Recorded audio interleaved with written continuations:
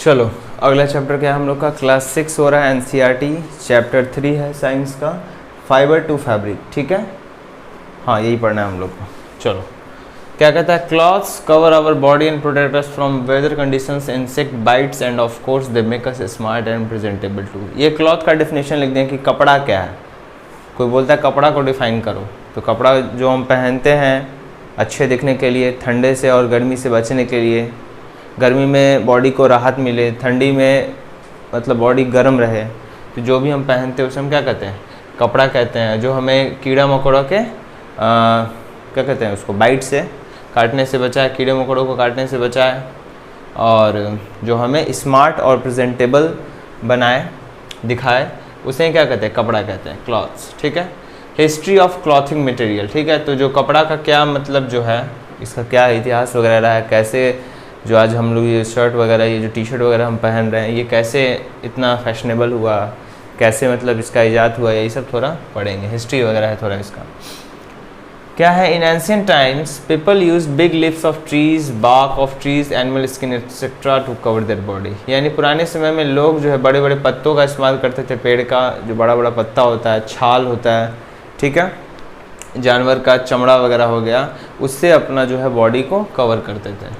When man began to settle down in communities, he began to tie together twigs, grass, leaves, animals skin या फर etc. into mats and cloths। ठीक है, तो जब आदमी जो है ग्रुप में रहने लगा, कम्युनिटीज़ में रहने लगा, तो वो जो है वो ऐसे ट्विग करना मतलब ऐसे फंसाना, मतलब इसको सीख गया, पत्ता को एक से एक दूसरे पत्ता को ऐसे फंसाना जो है सीख गया। टाई करना, टाई मतलब समझते हो ना, बांधना। ठीक है, तो बांधना सीख गया वो, तो घास वगैरह को, पत्ता वगैरह को, या फिर जानवर का चमड़ा वगैरह, या फिर उसका जो रेशा वगैरह है, वो सब का इस्तेमाल करके वो आदमी जो है टाई करके कपड़ा जैसा और मैट्स वगैरह बनाना शुरू किया।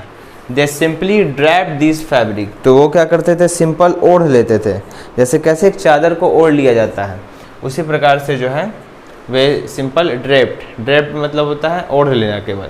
तो ये सब जो पत्ता वगैरह को ऐसे ज्वाइन करके ऐसे बनाते थे, उसको केवल ओढ़ लेते थे, क्योंकि उनको स्टिचिंग जो है सिलाई नहीं आता था। ठीक है, सिलाई उनको आता नहीं था, तो बस ऐसे ओढ़ लेते थे।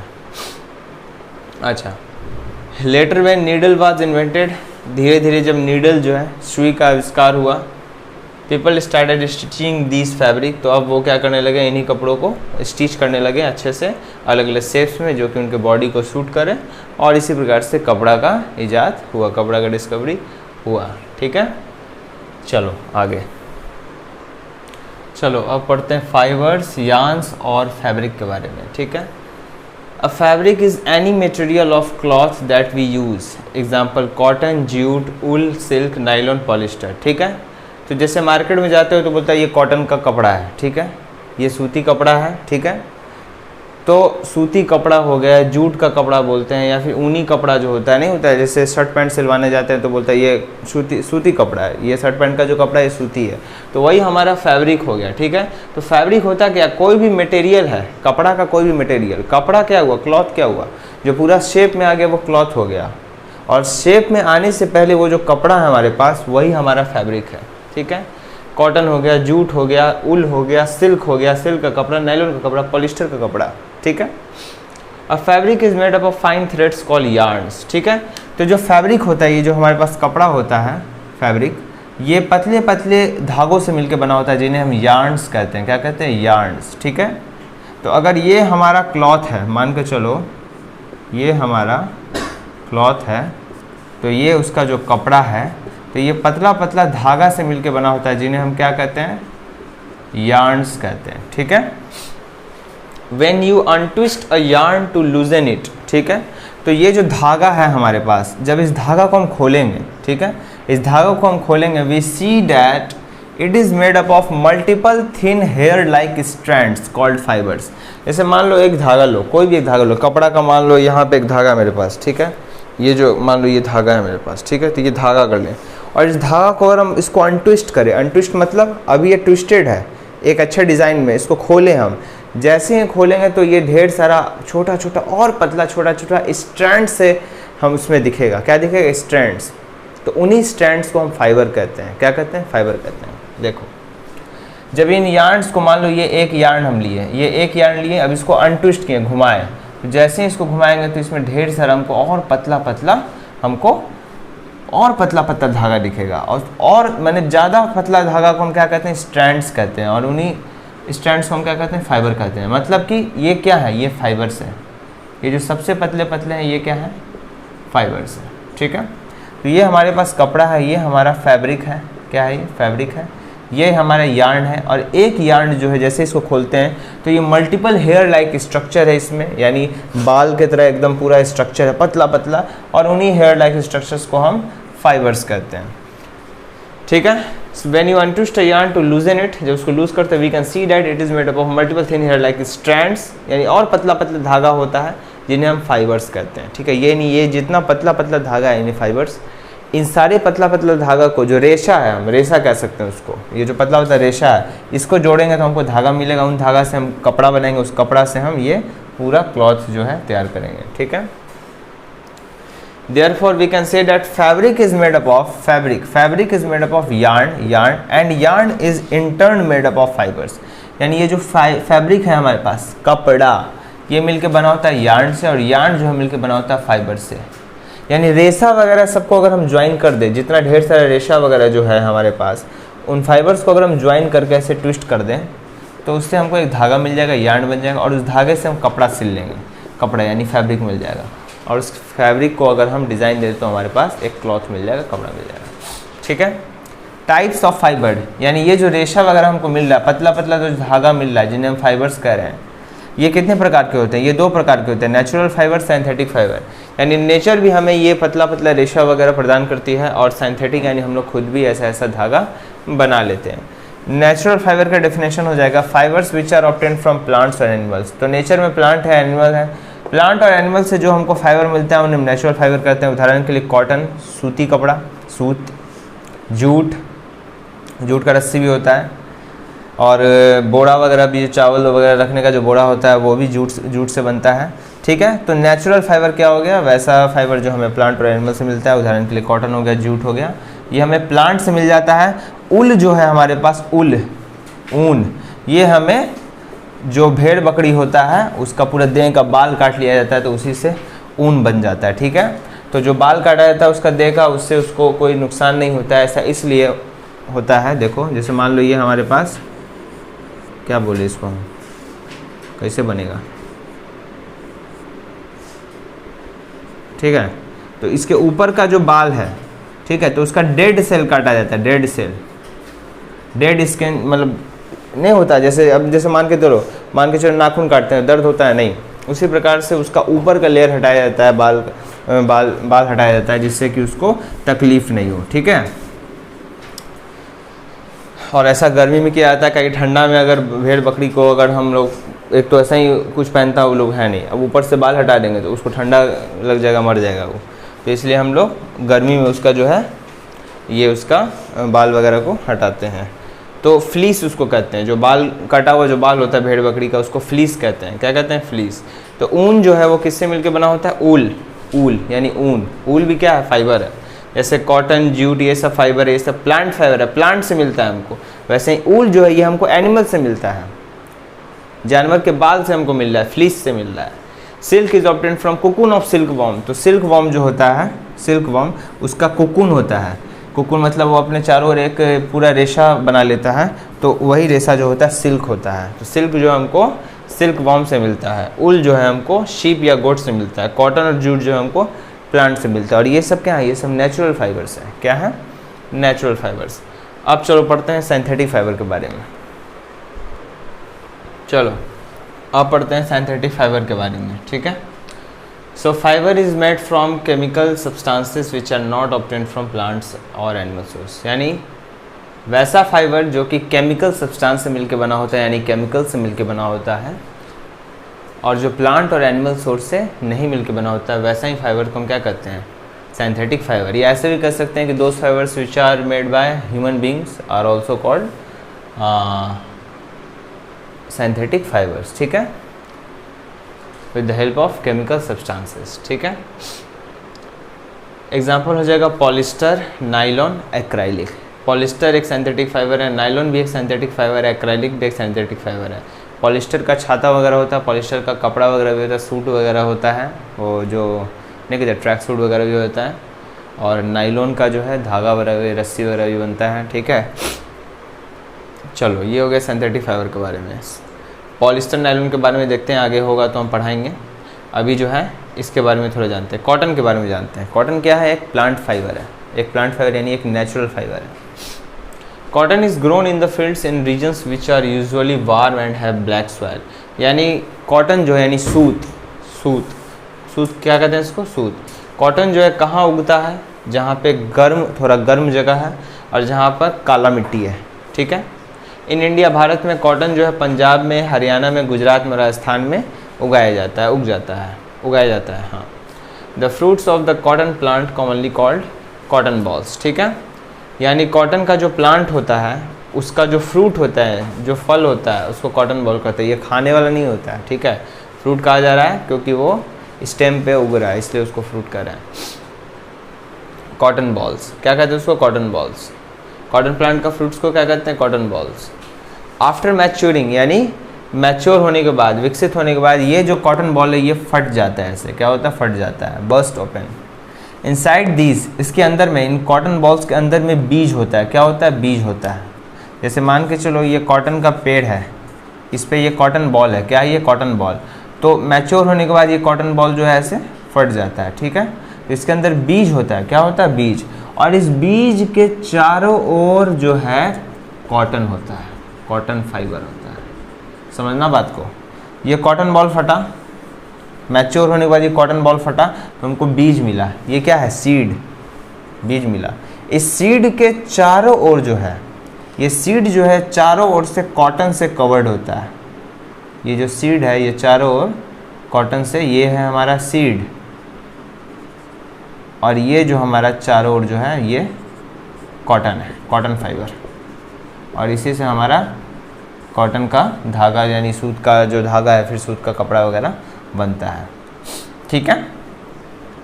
From these cotton balls, in cotton ball से हम लोग कॉटन को ऐसे निकाल लेते हैं। तो ये जो सीड है, ऊपर से कॉटन बॉल जो ऐसे हाथ से हम लोग निकाल लेते हैं। Then by a process called ginning of cotton fibres are separated from the seed, ठीक है। तो गिनिंग जो है, गिनिंग एक प्रोसेस होता है, कॉटन का गिनिंग करना है, ठीक है। तो इसमें क्या करते हैं हम लोग? कॉटन को जो है सीड से अलग कर लेते हैं। कॉटन फाइबर्स को हम लोग सीड से अलग कर लेते हैं। Cotton is usually use to make sari. Cotton से जो हम लोग साड़ी बनाते हैं, कॉटन यानी सूती साड़ी वगैरह होता है, जो कि भारत में अधिकतर लेडीज़ लोग पहनती हैं। शर्ट्स वगैरह होता है, पैंट्स होता है, कैजुअल यानी टी शर्ट्स वगैरह भी होता है, बेडशीट होता है, कर्टेंस यानी पर्दा वगैरह भी बनता है कॉटन का, ठीक है। अब पढ़ेंगे हम लोग जूट के बारे में। चलो अब पढ़ना है जूट के बारे में। Jute is obtained from the stem of jute plant. Jute plant के स्टेम से हमको जूट मिलता है। जूट प्लांट है, उसका जो स्टेम है यानी उसका तना है, उसी से हमको जूट फाइबर मिलता है। In India jute is grown in West Bengal, यानी बंगाल में ये जो है, पश्चिम बंगाल में जो है जूट जो है उगाया जाता है। बिहार में भी और आसाम में भी जूट का खेती होता है। When the jute plant is at its flowering stage, it is harvested. यानी जब जूट प्लांट में फ्लावर आने वाला होता है उसी समय उसके स्टेम को हटा लिया जाता है। Then the stem of such harvested plants are immersed in water for a few days so that they rot. ठीक है।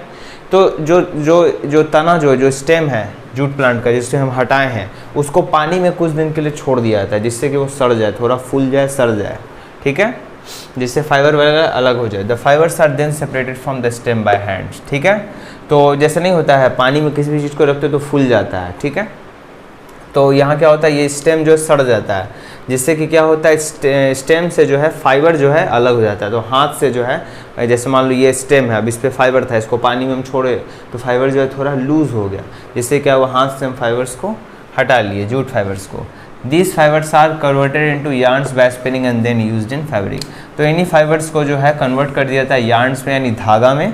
स्पिनिंग के प्रोसेस से, स्पिनिंग मतलब होता है उसको घुमाना, ट्विस्टिंग करना, ऐसे घुमाना, देन यूज्ड इन फैब्रिक्स, और फिर जो उसका जूट का कपड़ा वगैरह बनाया जाता है। जूट का बैग भी बनता है, जूट का धागा भी होता है, जूट का रस्सी जिसको हम कहते हैं, जूट का रस्सी, जूट का धागा, जूट का रस्सी और जूट का बैग वगैरह बनता है, ठीक है।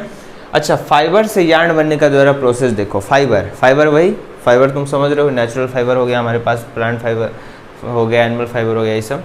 तो उससे यार्न यानी धागा कैसे बनता है समझना। The process of making yarn from fibre is called spinning.